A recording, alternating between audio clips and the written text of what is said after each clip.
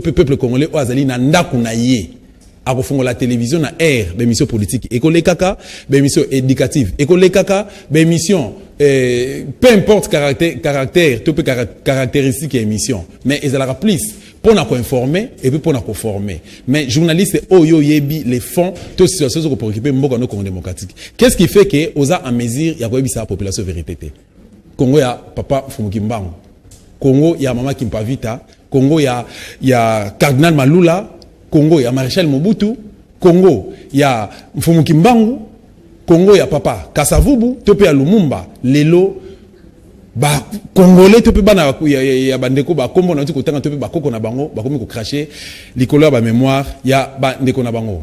Félix Tshisekedi auta ko sala tourner moko après Vatican zaki na Grande-Bretagne na kuna na mboka na Angleterre.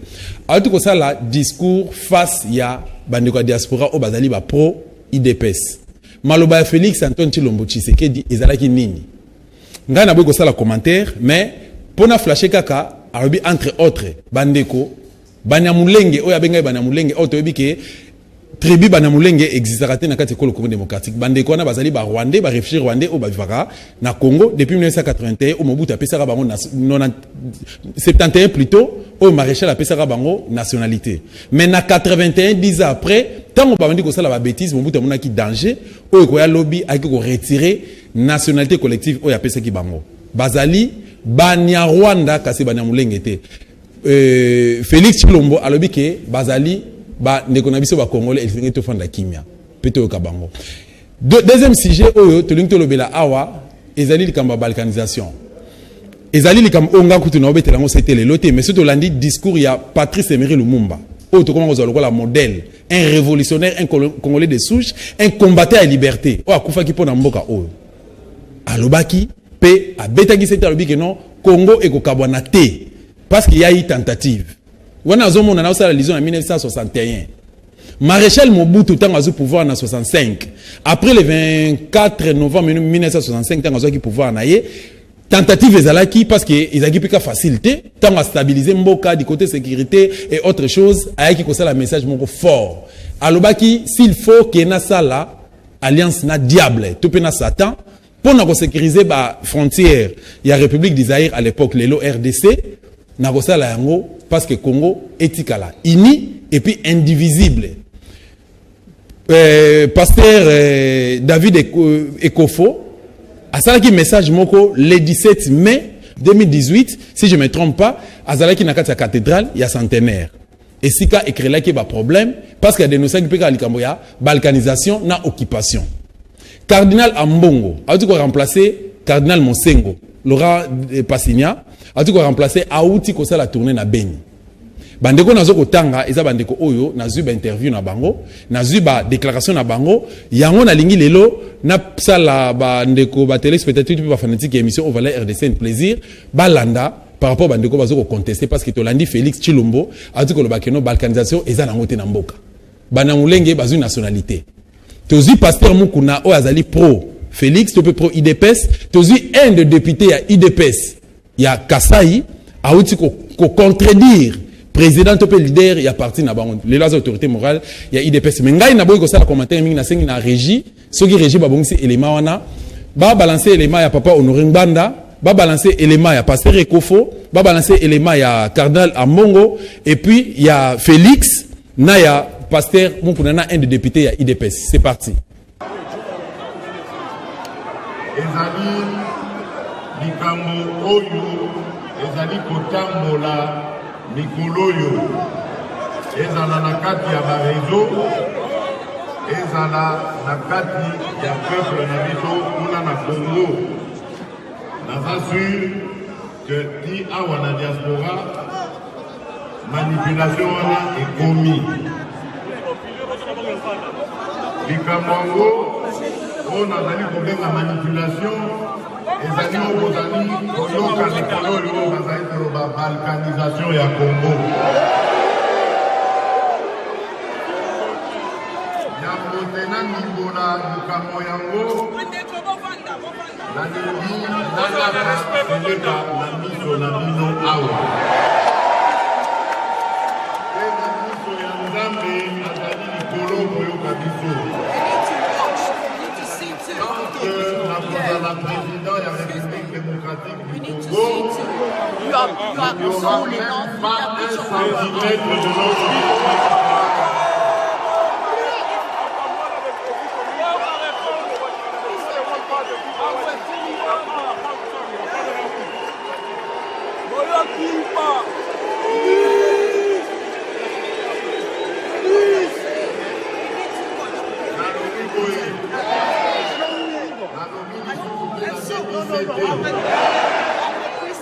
la présidente de la République démocratique du Congo atteint 1 centimètre carré à l'organisation de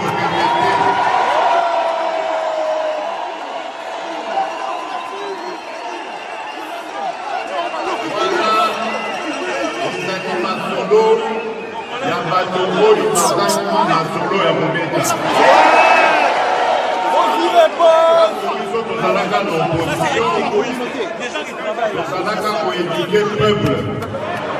Donc, il y a des peuple que, tant que tu as conduit, tu as dit en français, tu as dit le peuple d'abord. Ils sont de cause qui peuple était dans la balkanisation. Boza, la mémoire, vous voyez qu'il y a à peu près 20 ans, Mboka Nabiso, ezalaka ya kokabwana gouvernement azaki na etendi na ye RCD azaki na etendi na ye na bitendi ya RCD d'ailleurs bitendi misusu ya mike ezalaka selon que bazalaki proche ya Rwanda to ya Uganda MLC azalaki mpe na oyo ya etendi ya Congo mais Congo ekabwana te suka tokendaka dialogue makambo wana esila bongo mayele wana makanisi wana ya kokabola Congo euti wapi nani akosi bino boye Monseigneur Fidèle Mbango otika koyoka makambo ya bolole oyo euti epai ya banguna bandoki oyo balingi baboma Congo.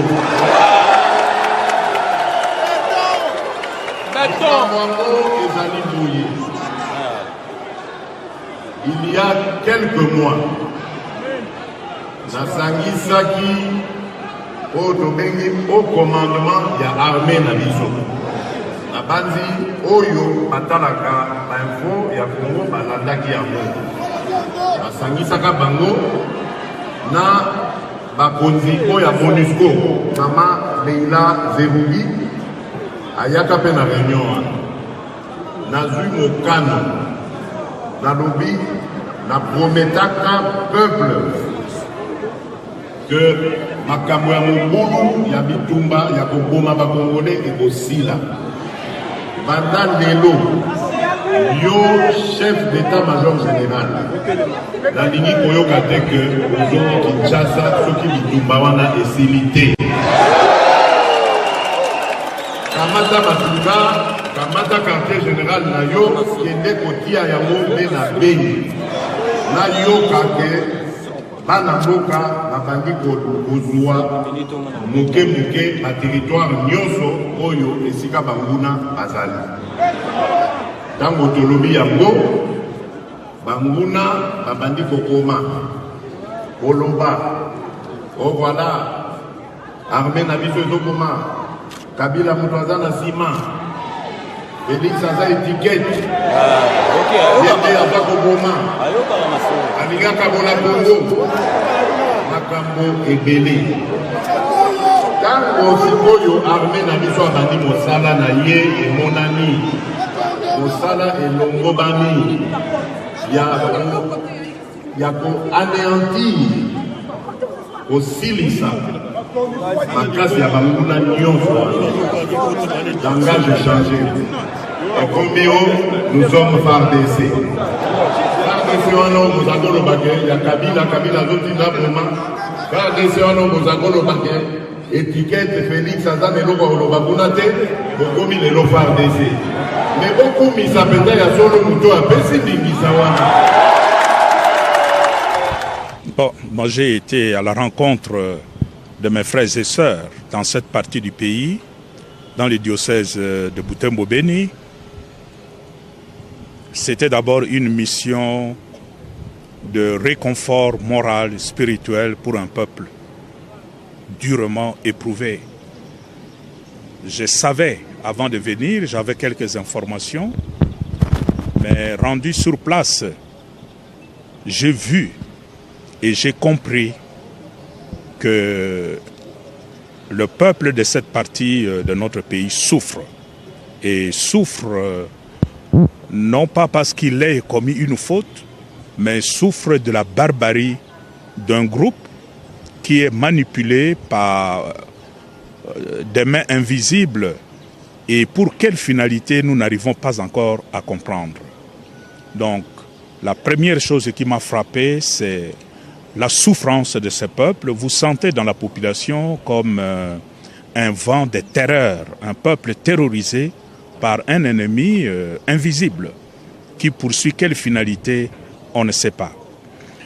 Mais avec le temps que j'ai passé en regardant, en écoutant, en échangeant avec les uns et les autres, j'ai la nette impression qu'il y a un projet. Et le projet, c'est la balkanisation de notre pays. Je crois qu'il ne faut pas se voiler la face. Il y a une volonté de mettre notre pays à genoux et de prendre un morceau de ce pays. Je crois depuis Bunia, en passant par Beni, Butembo, Goma, jusqu'au plateau de Fizi. Il y a un projet.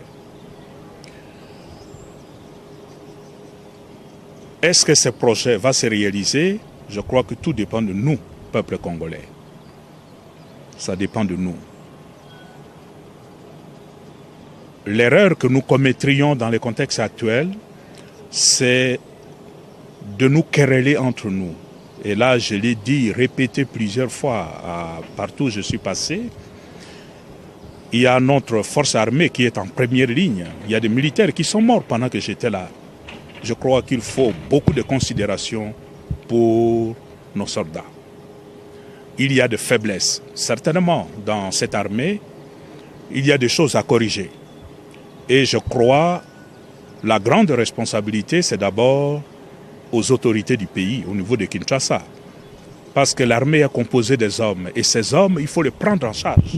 Il faut leur donner de moyens conséquents pour assumer leur mission. Et en même temps, nous savons aussi que notre armée est un peu comme infiltrée. Il faut mettre de l'ordre aussi dans cette armée pour que la population puisse s'identifier à l'armée. Autrement, il y a une sorte de manque de confiance entre d'un côté la population et son armée, et ça c'est très dangereux. Il y a aussi un peu comme défi à relever, c'est aussi de la part des leaders politiques. J'ai eu à échanger avec ces leaders. Ce n'est pas bon qu'on pointe tous les temps de doigt l'armée, la police ou la MONUSCO comme si notre malheur venait de ces gens. En fait, la stratégie de balkanisation passe par là. On veut nous opposer. On oppose l'armée à sa population, on oppose la police à la population, on veut faire croire à la population que l'armée ne fait pas bien son travail. Tout ça, ça participe à une stratégie. C'est pourquoi je dis nous devons rester très prudents, nous devons rester vigilants. Il y a des choses à corriger, que ce soit de la part de l'armée, de la police et de la MONUSCO. Il faut corriger, mais nous ne devons pas nous faire la guerre entre nous en nous fragilisant, en laissant libre chemin à celui qui a planifié déjà le plan de balkanisation de notre pays.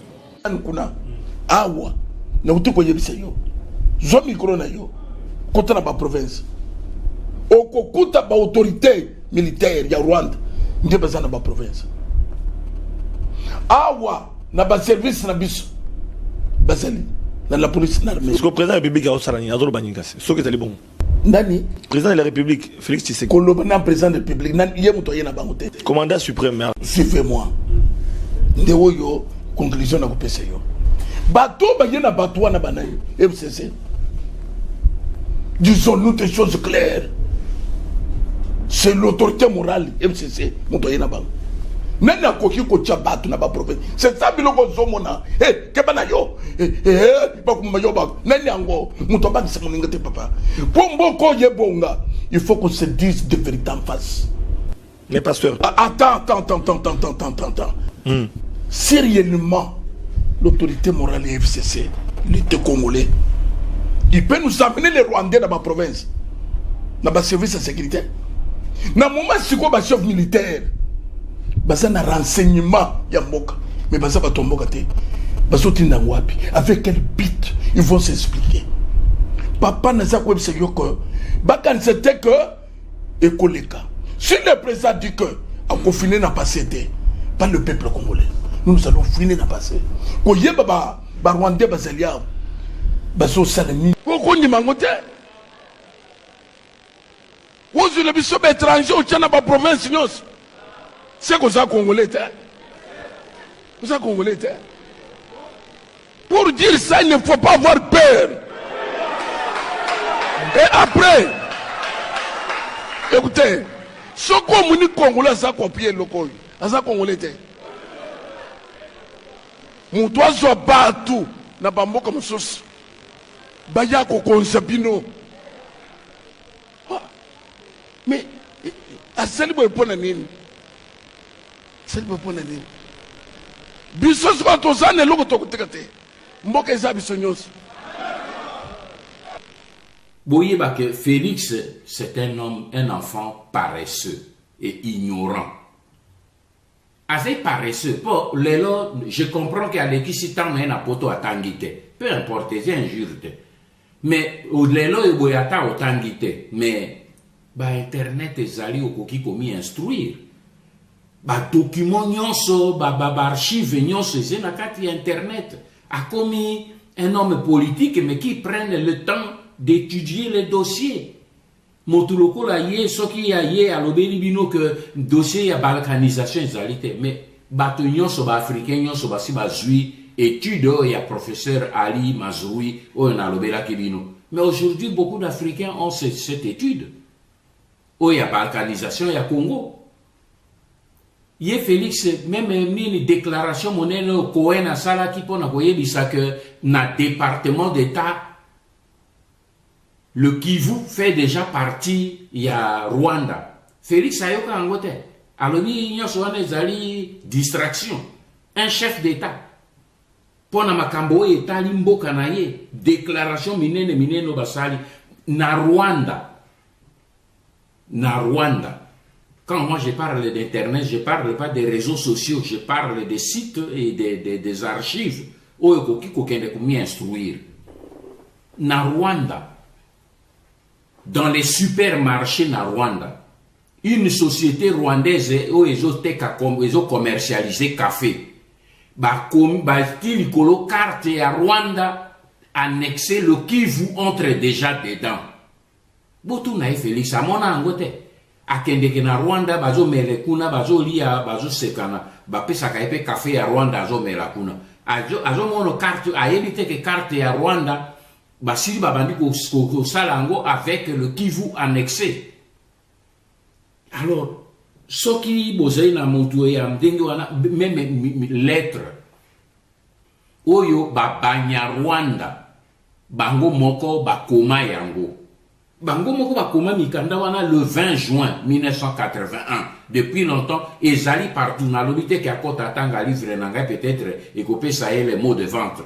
Mais à qu'elle consulter l'archive Moussousou, je ne suis pas le seul à avoir produit ce document.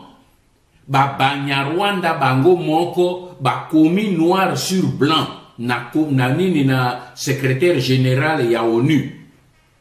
À l'époque il y a Mobutu déjà dans l'obito Ezaki le 20 juin 1981. Mais Mobutu a protesté fortement auprès du secrétaire général, on déclasse ça. Mais banya Rwanda bango moko ba lobi que toze kosenge autodétermination ya territoire na biso oyo bango ba fandi. Félix atanga jamais lettre wana. C'est écrit par Honoré Manda ou c'est écrit par bato ya lobi que basé ko distraire bato. Un chef d'État les archives où ils allaient ko menacer mboka na ye ayebi yango te mais ba militaire na ye moko ba officier supérieur na ye moko ba basé na front ba yebi que il y a réellement danger à balkanisation. Il y avait commandant suprême to qui y a kamati mesure contre Bangote. Bangope bazo distraire ye. C'est quel type d'homme, mes frères? Ezali, problème Ezali, on a que Félix a tekina emolimi. Il a fermé les yeux. P. Alingi a endormir le peuple congolais pour accomplir mission Oyo Kagame a pessillé. Félix a une mission. Kagame veut s'en servir pour parachever processus oya kokaki kosala yango na kanambete akje kosala yango na ye na répéter bino pe na je ko répéter yango boze komona maintenant ba preuve liboso na bino. Donc tout cela ezali kotali sa polele que soki yo chef d'état moto lobi ko chef d'état le danger o eze ko menacer mboka na yo ba église ba nyonso ba telemi ba reconnaître yango ba soda na yo ba reconnaître yango les archives même l'ONU na rapport mapping baje ko signaler yango yo moko chef d'état obengi yango distraction, c'est que vous devenez un problème, c'est que vous devenez un danger pour le pays. J'ai étudié avec les Benyamurenga à Linilou. Je connais qu'ils se réclamaient rwandais. Je ne pense pas que c'est le chef de l'État qui doit leur donner les identités congolaises. Ça, c'est son point de vue qui l'engage. Je confirme que ce sont les Rwandais, ils doivent regagner leur pays. Félix Tshilombo, na position oye ba Rwandais bati yewana, ba azali garant ya constitution oya bango. Je me mets dans leur logique. C'est-à-dire qu'il y a protecteur, il y a loi fondamentale. Pour yango ezali nini mobeko mama mobeko likonji oyo boye mamibeko nyonso ebimi nango. Alors ngai lokola ye alobi babanyamulenge bazali ba congolais eloko nalingi ko senga ezali Félix Atuna na François Béa, conseiller spécial na ye. C'est un spécialiste dans le domaine de l'immigration. A kokakote ya ye mwa moke avant bima aloba ba bêtise ya modèle ya zekoloba.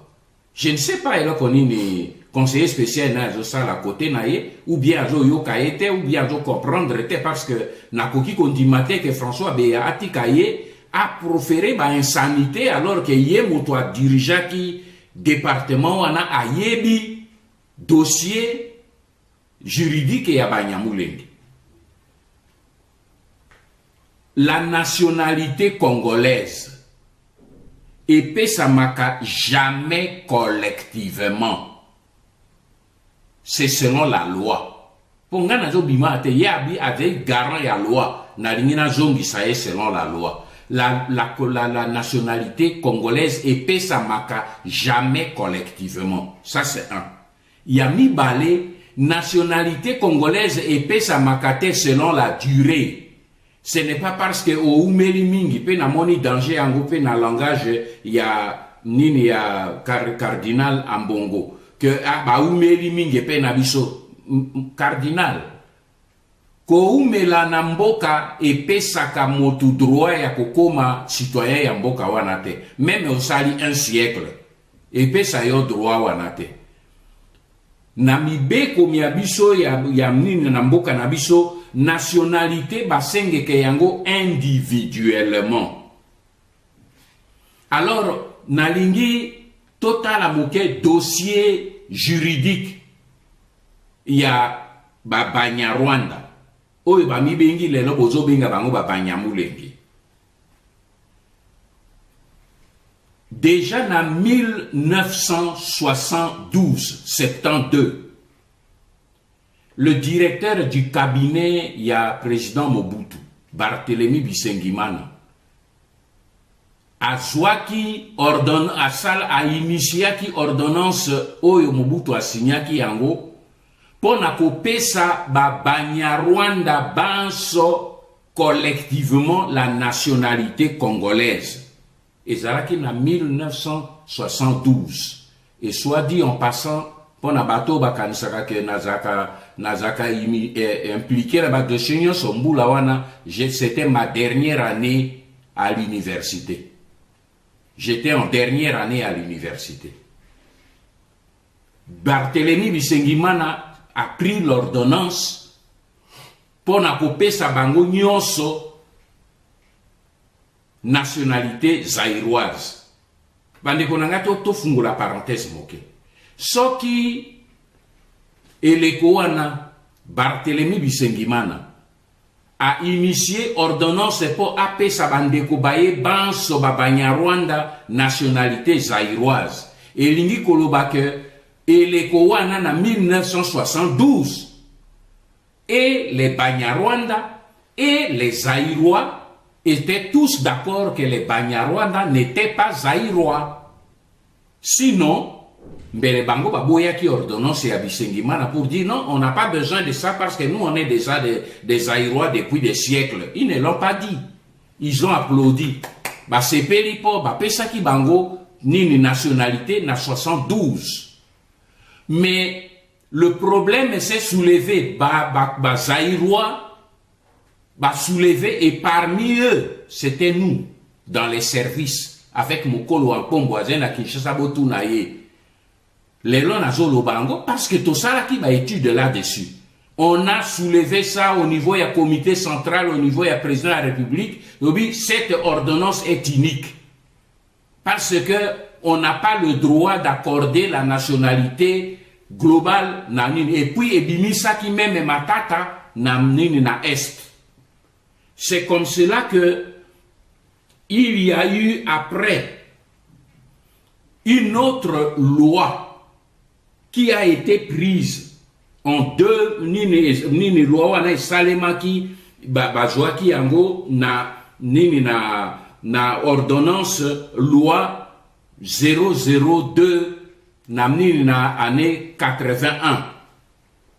Ordonnance wana et abolir l'ordonnance loi de 1972 parce qu'elle est unique dans ce sens qu'elle n'avait pas droit d'accorder la nationalité collectivement. Donc, bateau et mingi badje ko tambouisaka, ah non, nini Bisengimana na Mobutu basira qui ko accordé, mais ce sont les mêmes autorités qui ont fait marche arrière par au niveau, il y a comité central, il y a MPR, pour abolir ordonnance à 1972. Donc, on était revenu à la situation antérieure, les Banyarwanda n'étaient pas des citoyens zaïrois. L'ordonnance loi numéro 81-002, il y a 29 juin, où il y a abolir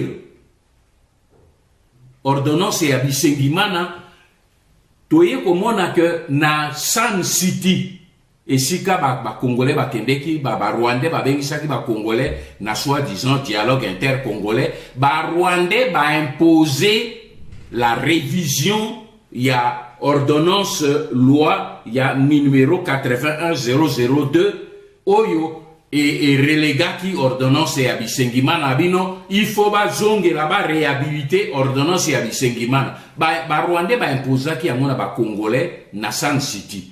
Il faut Parlement, Assemblée nationale, il y a Congolais, et revoir Niniwana. C'est pour vous montrer que surtout, ce sont les Rwandais qui dirigent ça. Mais heureusement pour nous et malheureusement pour eux, il est là. Vous vérifiez dans l'archive Nabino, il n'y a pas eu une autre décision au niveau politique ou judiciaire pour réhabiliter ordonnance et Bisengimana. Ce qui veut dire que Tilelo, Félix Tshilombo, qui est chef de l'État, garant des lois de la République démocratique du Congo, doit savoir qu'il n'y a pas une loi ou une procédure qui octroie aujourd'hui la nationalité congolaise au Banyarwanda. Ou ba famille Banyamulenge na yo ya lingi bango mingi. C'est ça la réalité. Donc le chef d'État alingi koye kolate o nazoloba soki ezali vrete, je mets au défi conseiller spécial BA qui a dirigé les immigrations. Donc domaine et octroi et nationalité. Aye Bisangay a publiquement que ce que vous avez dit là est faux. C'est son conseiller spécial, il devait lui donner ce dossier. Porte Aya pour raconter ba ineptie devant ba Congolais et devant ba étrangers. Et il y a un deuxième problème qui se pose sur le plan juridique en ce qui concerne les fameux Banyarwanda. Kopé sa bango nationalité, même individuellement, ça va poser un autre problème juridique. Les lois, dans notre constitution, notre loi fondamentale, tozali na double nationalité. On ne peut avoir qu'une seule, la nationalité congolaise est exclusive. C'est-à-dire, soko zen congolais, au koki kozala à côté de la nationalité mosusute, soko lingi ko retrouver nationalité congolaise, il faut renoncer à la nationalité d'origine nayo ou nationalité oyozanango. Or, il se fait que dans la constitution rwandaise, un Rwandais ne peut jamais perdre la nationalité rwandaise. Alors, tango yoko pesaye nationalité congolaise, lui ne perd pas sa nationalité rwandaise. Donc, il va être détenteur de deux nationalités. Ce sont des problèmes que nous devons résoudre demain. Et ça, les problèmes est résoudre en likolo. Et puis, Félix vient faire une comparaison stupide.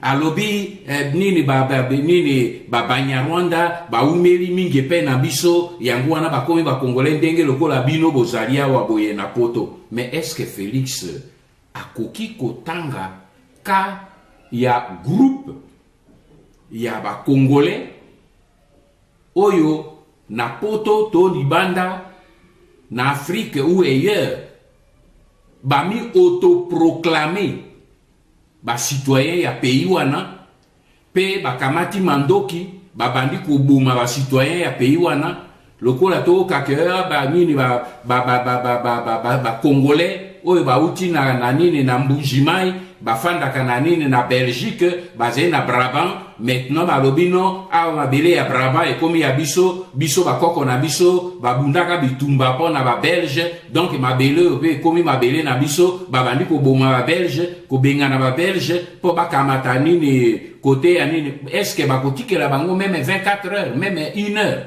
même 2 minutes. Comment un chef d'État a koki kosala ba comparaison moko stupide mais ya modèle wana? Comment a koki ko comparer l'incomparable? Ba Congolais yo ba zui nationalité étrangère. Mais ba sengi yango selon la procédure de chaque pays. Ils ne sont pas allés s'autoproclamer français ou quoi. Peo yo moto e boye ake alobi ngai na komi nini français. Et après, alobi non, mais ngai na komi pe sinini citoyen français, na komi originaire ya France. Et ça les makate, aux alliés français par adoption. Donc le problème na ute koloba yango wana Félix a passé temps na poto, mais malheureusement il n'a rien appris. Asali fort moko pona koye kolata mokete ezema wa mingi. Mais bato oyo boye ndenge lotwa na uti koloba oyo ezali dossier ya république et ko toucher sécurité ya république, eh bien azena ba conseiller oyo ba yebi domaine oyo soki azalaki au moins na ba conseiller te ayo kabango pe peut-être à comprendre même d'explication akoki koloba ba bêtise wana te mais nyonso tu wana ezali kotalisa te nini tozali na moto oyo boye ayebi ata mokete dossier ya mboka ya fandi nango parce que a passé temps na ye kaka na viva et pas ya zalaki. Je voudrais m'adresser un peu à nos voisins. parce que nous sommes entourés. Même si le Congo nous appartient, Dieu nous a donné une mission pour l'Afrique. France Fanon avait raison de dire que l'Afrique a une forme de revolver dont la gâchette se trouve au Congo justement. Le jour où le Congo décolle, je vous assure que l'Afrique va décoller également, par effet d'entraînement. Si vous allez aux États-Unis, le pays comme le Mexique, le Canada, ont décollé parce que les États-Unis ont décollé. Et quand le Congo va décoller, les autres vont suivre.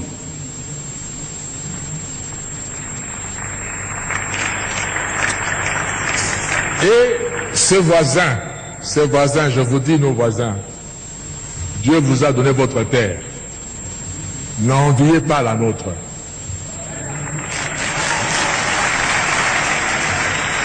Travaillez chez vous. Je prends la petite Suisse en Europe. La petite Suisse est entourée par la France, un grand pays, l'Allemagne, un grand pays par rapport à la Suisse, l'Italie, un grand pays par rapport à la Suisse. Et dans la Suisse, ils parlent les 3 langues de ce pays-là. Mais ils sont fiers d'être Suisses. Ils n'envient ni la France, ni l'Italie, ni l'Allemagne. Mais puisqu'ils se sont tournés chez eux, à travailler chez eux, Dieu leur a donné la confiance du monde entier. Tout le monde entier va garder son argent en Suisse. Et la Suisse vit de ses banques. Ces pays aussi peuvent vivre de ce que Dieu va leur donner de faire, au lieu d'envier la République démocratique du Congo et avoir des stratégies pour profiter de la République démocratique du Congo. Surtout, ne prenez pas 1 centimètre de la République démocratique du Congo. Parce que le Congo ne sera pas toujours faible comme il est maintenant. Il va se réveiller un jour. J'étais étudiant également en France et Dieu a fait que je vive dans la ville de Strasbourg pendant 5 ans. Et Strasbourg fait partie de la grande région qu'on appelle Alsace. Et les Alsaciens parlent un dialecte germanique, c'est-à-dire qu'il ressemble plus à l'allemand qu'en français. Là, beaucoup d'Alsaciens ne savent même pas parler français correctement, comme vous êtes dans leur village là-bas. Ils parlent plutôt allemand. Et là où je vivais, je louais. Mon bailleur me disait un jour, Monsieur Kofo, mes parents sont nés ici à Strasbourg, ont grandi à Strasbourg. Moi, je suis né à Strasbourg, j'ai grandi à Strasbourg. Et tout en vivant à Strasbourg, j'ai été 2 fois citoyen allemand et je suis redevenu 2 fois citoyen français. Je me dis comment? Parce que lors de la Première Guerre mondiale, 14-18, l'Allemagne a envahi la France et a récupéré, selon l'Allemagne, son droit sur l'Alsace qui lui appartient historiquement, parce qu'il parle la même langue. On a récupéré ça. La guerre de 18 se termine, les Allemands perdent la guerre. La France récupère son territoire. On arrive à la guerre de 40-45, pareil. L'Allemagne envahit la France et récupère l'Alsace. En 1945, l'Allemagne perd la guerre, la France récupère sa terre. Le Congo, si vous prenez, vous osez prendre une partie du Congo maintenant, nos enfants vont le récupérer les années qui viennent.